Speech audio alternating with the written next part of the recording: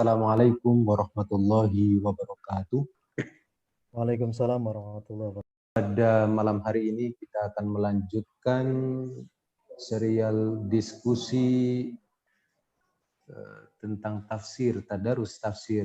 Dan kebetulan pada malam hari ini kita akan membahas satu tafsir yang di dunia modern ini sangat fenomenal, ialah tafsir Zahali Quran karya Abdullah Yusuf Ali. Ali sendiri adalah kelahiran Gujarat, India pada tahun 1874. Dia adalah anak dari seorang polisi, anggota kepolisian gitu yang bernama Yusuf Ali Allobus atau Han Bahadar Abdullah Yusuf Ali. Nah, Ali muda semasa hidup ataupun semasa hidupnya dia telah menghabiskan seluruh pemikirannya, utamanya adalah dalam menafsir Al-Quran. Dia Zahali Quran ini sendiri oleh sebagian kalangan itu merupakan curhatan pribadinya, bagaimana pergumulan emosionalnya ketika menghadapi berbagai macam persoalan kehidupan. Itu membawanya pada hal yang sifatnya spiritual begitu, dan dia meluangkan waktunya untuk menulis tafsir ini sendiri. Bahkan Kang Abdul Aziz untuk memberikan satu materi atau kajian terhadap kita, siapa sih sebenarnya Abdullah Yusuf Ali dan bagaimana penafsiran beliau terhadap Al-Quran, karena Zahali Al-Quran sendiri merupakan tafsir Al-Quran yang pertama yang menggunakan bahasa Inggris. Silakan Kang Aziz untuk memberikan materi. Susah untuk membaca ideologi apa Yusuf Ali ini ya di dalam menulis tafsirnya gitu. Coraknya seperti apa gitu, apakah rasionalis, apakah spiritualis dan seterusnya. Karena memang pembacaan saya juga masih sangat terbatas terhadap tafsir ini. Tafsir ini ada sekitar 1800 halaman ya. Kalau dulu Cak Nur itu, Nurholis Majid itu mengkhatamkan tafsir ini ya ketika beliau berperjalanan ke Saudi Arabia dari Amerika, kemudian ke perjalanan ke wilayah-wilayah Timur Tengah sehingga mengural itu bacaan beliau adalah Abdullah Yusuf Ali ini. Bacaan beliau adalah Abdullah Yusuf Ali. Selain Muhammad Asad tadi ya. Nah, itu beliau khatam betul. Jadi kalau misalnya beliau bicara soal Al-Quran itu ya sangat Quranik sekali Cak Nur ini. Ya karena ya itu bacaannya adalah Muhammad Asad, kalau nggak Muhammad Asad ya Yusuf Ali itu. Dan kalau teman-teman misalnya coba perhatikan di YouTube itu ceramah beliau tentang ya tafsir beliau terhadap Al-Quran itu, terutama misalnya tafsir surat Al-Asr, ya pengaruh Yusuf Ali dan Muhammad Asad juga sangat kentara di situ. Tapi saya tidak bisa memastikan itu metode apa yang dipakai oleh beliau dan ideologi apa yang kemudian bisa yang ingin beliau usung gitu. Tapi kalau kita baca secara garis besar hidup beliau ini ya, memang sangat, kalau kita bilang Freemasonry, itu pasti ini Yahudi itu kan, kalau corak pikirnya Harun Yahya begitu ya. Nah, Yusuf Ali ini itu dia sangat mengagumi organisasi Freemasonry yang ada di India itu. Yang ada di India. Organisasi yang sangat menjunjung tinggi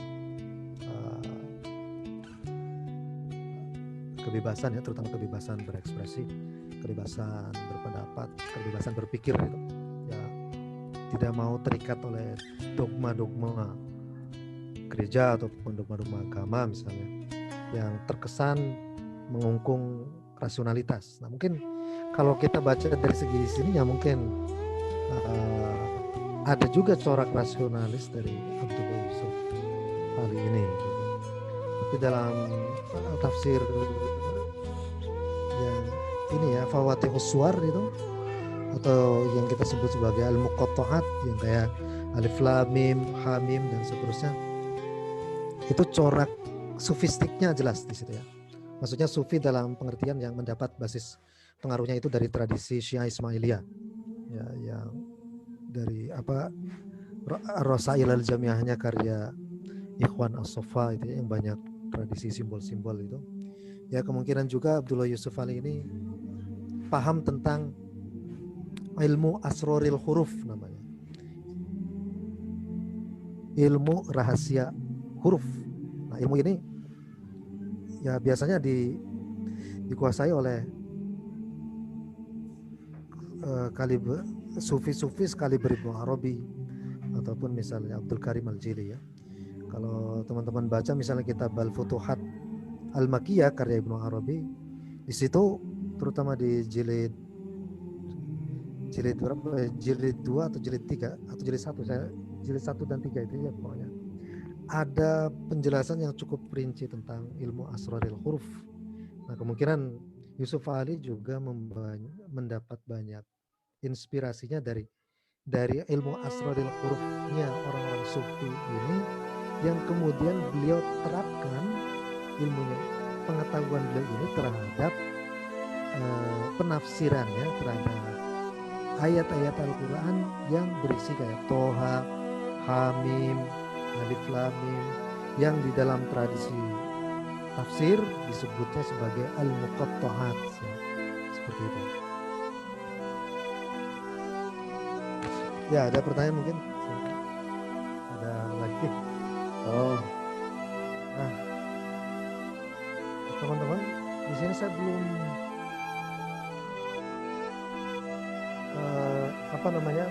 belum menyampaikan juga bahwa kadang kita dalam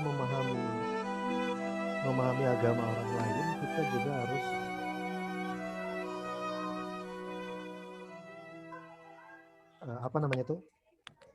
taat pada pakem-pakem atau istilah-istilah yang digunakan oleh agama orang lain itu ya.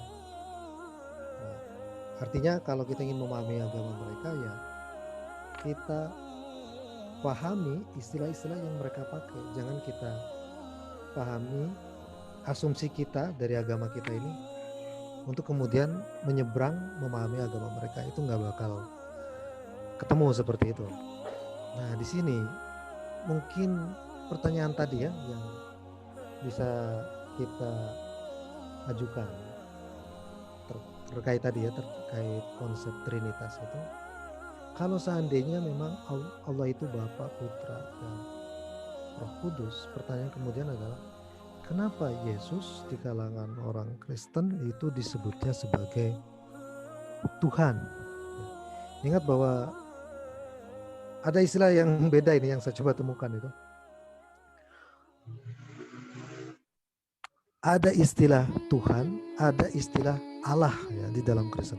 Kalau Allah itu kan, Allah itu jelas Bapa, Putra, dan Roh Kudus. Tapi kalau Tuhan itu bukan Allah. Tapi Tuhan itu adalah Yesus Kristus. Di sini teman-teman ada istilah yang berbeda itu ya antara Allah dan Tuhan itu gitu. Nah, di Islam itu kan Tuhan ya Allah gitu. Allah itu Tuhan. Tapi dalam Kristen itu dua istilah ini beda teman-teman.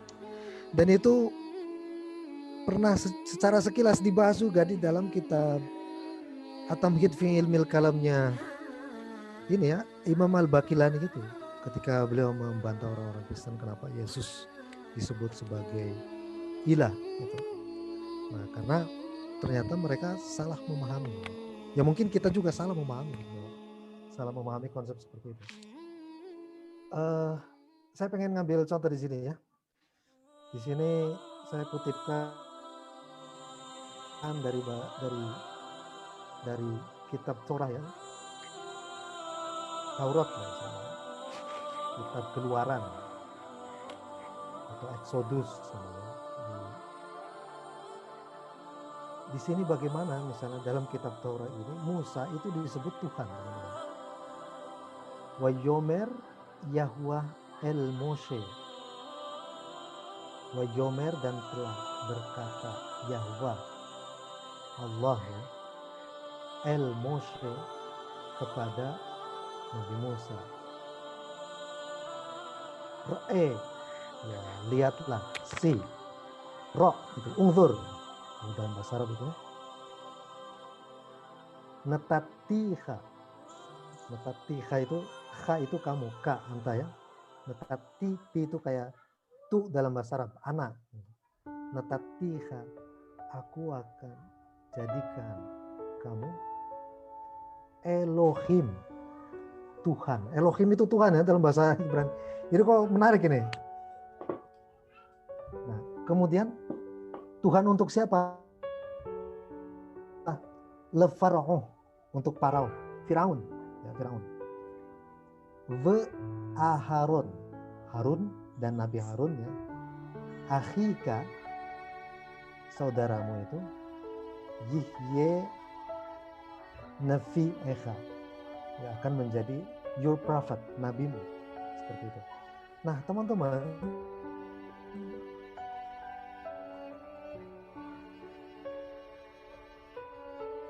ini kitab Exodus ya, perjanjian lama, kitab Exodus ini menurut saya sangat menarik.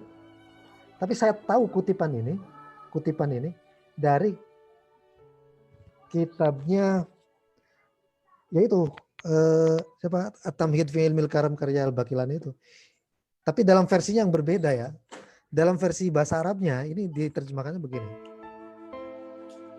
Qala Allahu ta'ala li Musa inni ja'altuka ilahan li Fir'aun wa ja'altuka ilahan li Harun. Aku telah menjadikanmu ilah, Tuhan bagi Fir'aun, dan menjadikanmu Tuhan bagi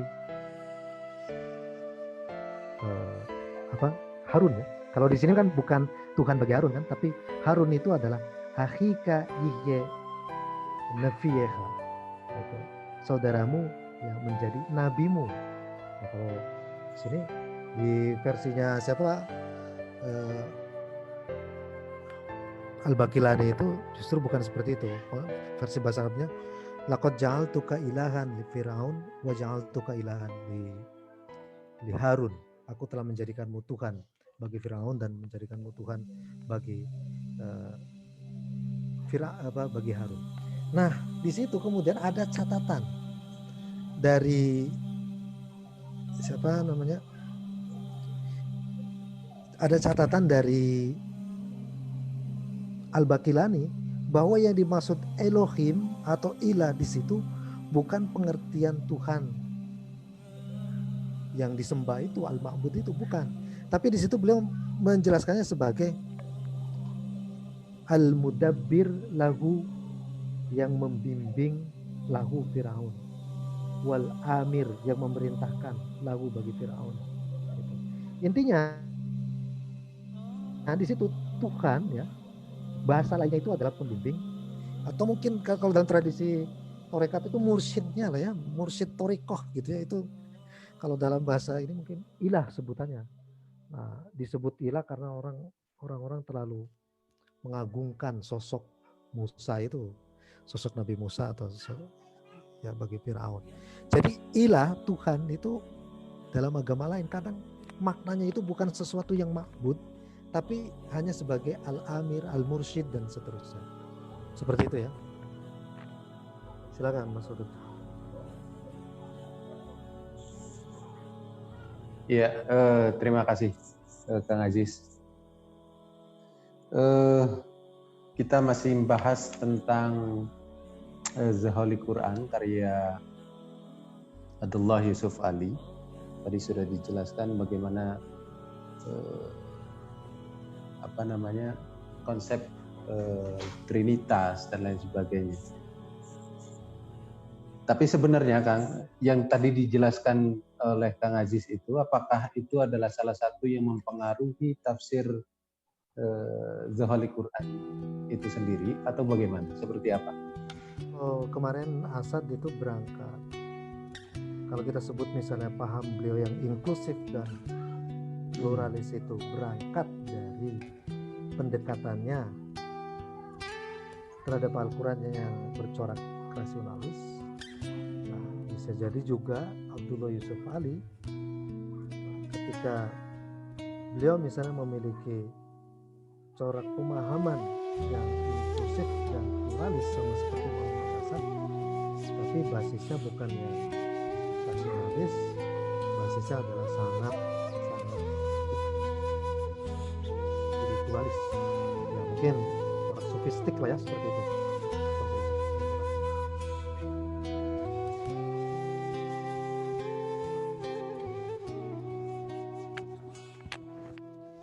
Wah, ini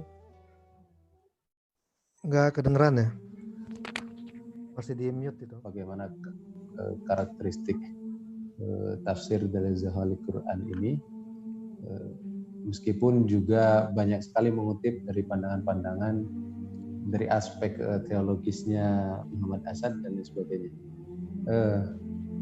Ini ada satu pertanyaan barangkali, Kang Aziz, apakah Abdullah Yusuf Ali ini kan coraknya sebenarnya spiritual meaning atau dia karakternya teologi oriented gitu, teologis oriented, atau seperti apa sebenarnya?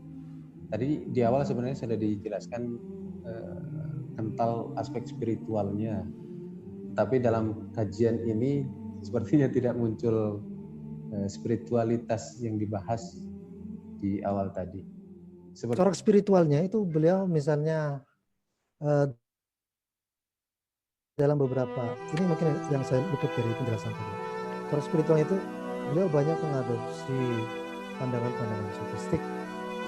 Salah satu pandangan yang cukup terkenal ya di kalangan sufi itu, bahwa nanti itu kebangkitan kita setelah dibangkitkan kembali Tuhan itu bukan dalam bentuk tubuh, tapi dalam bentuk spirit, dalam bentuk ruh. Gitu.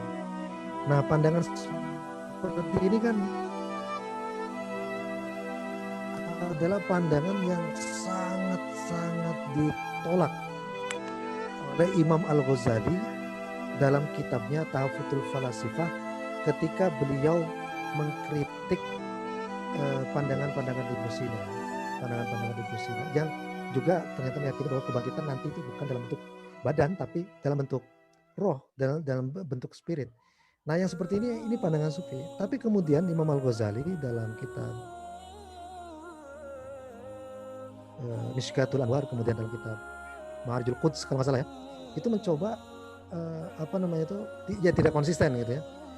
Di kitab Tahfutul Falasifah beliau menolak pandangan seperti ini, tapi kemudian pada akhir hidupnya ketika beliau misalnya mengadopsi sufisme gitu, kemudian menulis banyak karya, Ihya Ulumuddin, Mishkatul Anwar, Ma'arijul Quds gitu, dan banyak kitab-kitab lainnya, Al-Madnun ila Ghairi Ahlihi gitu, yang ditulis oleh beliau juga. Itu beliau meyakini bahwa kelak nanti kebangkitan itu tidak dalam bentuk tubuh, tapi roh atau jiwa. Nah, ini pandangan yang sangat sofistik sekali yang dapat kita temukan itu dalam tafsirannya Yusuf Ali ya. Dalam tafsiran Yusuf Ali itu dapat kita temukan di situ. Ya, seperti itu. Oke, nah, seperti Muhammad Asad yang mencoba mengcombine dari tafsir-tafsir klasik, kemudian dia tafsirkan secara linguistik aspek kebahasaannya, atau barangkali referensi-referensi dari Muhammad Abdullah Yusuf Ali ini, dia cenderung lebih ke arah tokoh manah begitu yang mempengaruhi tafsirnya dia, selain tadi yang disebutkan karakter mistisismenya. Ini ya, sangat amat disayangkan itu di dalam, kalau misalnya Muhammad Asad itu masih mending, dia masih banyak merujuk pada tokoh-tokoh penafsir terkemuka ya, mulai dari At-Tabari, Fakhruddin Ar-Razi atau Ibnu Katsir gitu, atau misalnya Al-Baydawi. kalau kita baca The Holy Quran itu kok jarang kutipan-kutipan seperti itu, sangat jarang sekali. Ya.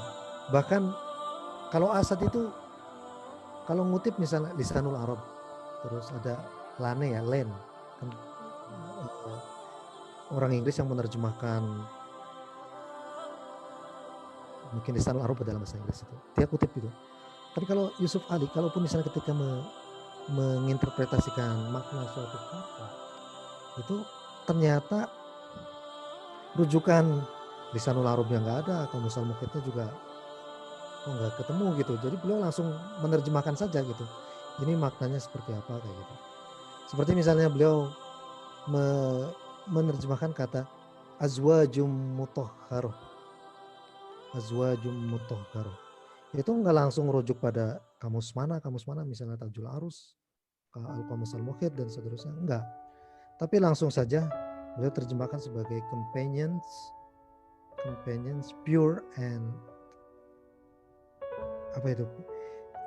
Pure and clean atau apa ya? Tapi bukan clean itu. Saya lupa ini. Pasangan yang bersih dan murni gitu. Azwajum mutahhar. Nah, itu rujukan kamus-kamusnya itu kok nggak nemu ya. Rujukan kamusnya jarang sekali ya, jarang. Nah, ini berbeda dengan Muhammad Asad. Muhammad Asad walaupun kecenderungan beliau yang coraknya rasionalis dan mungkin kita bisa sebut saja Mu'tazilah ya, masih banyak hadis-hadis di situ ada gitu disebutkan, rujukan dari Bukhari, Sunan Abi Daud dan seterusnya. Tapi kalau Yusuf Ali ini kok kesan seperti itu kok nggak ada ya. Mungkin ya kalau kita misalnya terlalu bercorak pada kutipan mana dari mana gitu, mungkin nggak terlalu ilmiah yang disampaikan Yusuf Ali ini, karena kutipan hadisnya jarang, kutipan apa namanya itu, kamus-kamusnya juga jarang, tidak apa namanya,